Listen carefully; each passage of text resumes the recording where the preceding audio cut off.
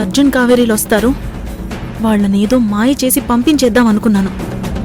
కానీ అంకిత భువన వచ్చేసరేంటి? ఇప్పుడు వాళ్ళొస్తే ఎలా మేనేజ్ చేయాలి?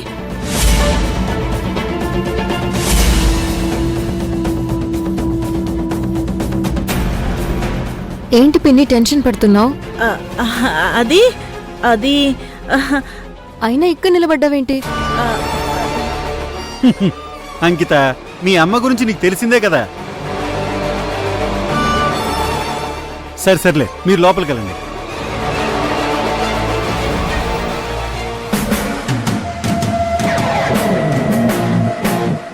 ఇప్పుడు చెప్పవే,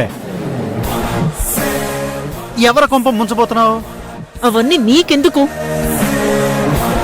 లోపల మీకోసం మిరపకాయ బజ్జీలు వేసుంచాను, వెళ్ళి బాగా తినండి.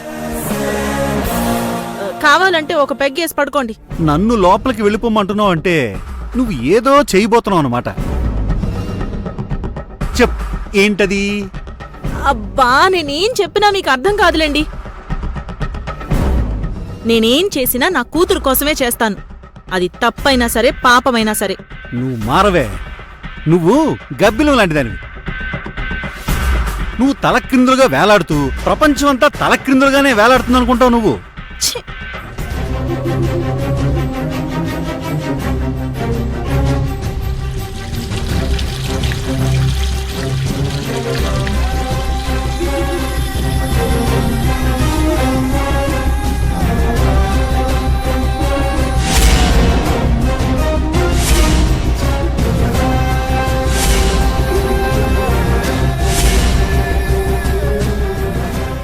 ఆగండి.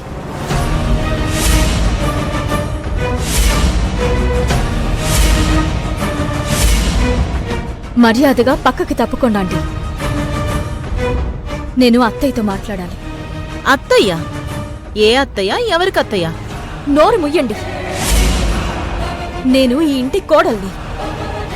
ఆ పదవి నువ్వు ఈ ఇంటి గడప దాటినప్పుడే పోయింది.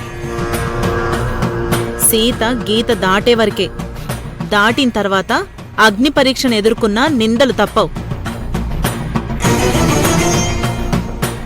మర్యాదగా వెళ్ళిపోండి, మీకీ ఇంట్లో స్థానం లేదు. చూడండి, మేం మీతో గొడవ పెట్టుకోవడానికి రాలేదు, అమ్మతో మాట్లాడడానికి వచ్చాం. అమ్మా? ఆవిడ నీ కన్న తల్లి కాదు, పెంపుడు తల్లి. నువ్వావిని చూడకపోయినా నష్టమేమీ లేదు, వెళ్ళు. పెంపుడు కూతురు వంక పెట్టుకుని నువ్వు ఇంట్లో సెటిల్ అవ్వగా లేంది. ఆయన పెంపుడు తల్లి కోసం ఇంట్లోకి రాకూడదా? మర్యాదగా పక్కకి తప్పుకోండి. నేను మా అత్తయ్యతో మాట్లాడి వెళ్ళిపోతా. వెళ్ళిపోతావో ఉండిపోతావో నాకనవసరం.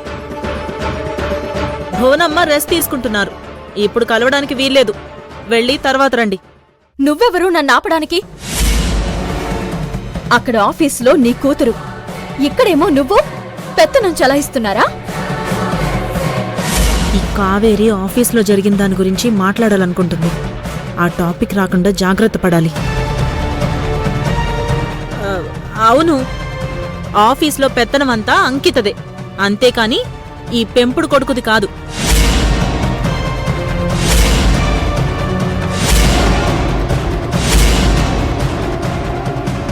ఏమన్నావు? మళ్ళీ అను. ఒక్కసారి కాదు, 100 సార్లు అంటాను. ఇతను ఈ ఇంటి పెంపుడు కొడుకు, తల్లిదండ్రులెవరో తెలియని అనాథ. ఏం కూసావే?